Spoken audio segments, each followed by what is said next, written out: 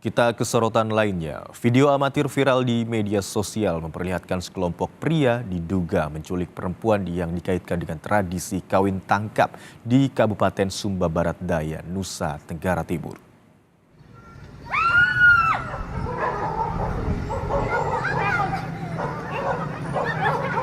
Ini kawin paksa.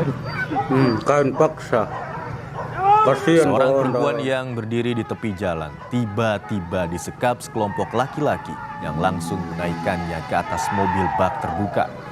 Aksi yang menyerupai penculikan ini dikaitkan sebagai tradisi kawin tangkap di Kabupaten Sumba Barat Daya.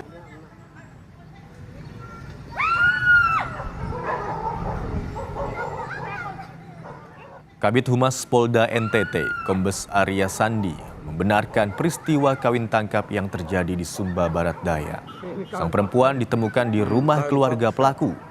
Polres Sumba Barat Daya pun langsung mengamankan 5 orang pelaku dan masih menyelidiki kawin tangkap ini sesuai tradisi atau masuk ke ranah pidana.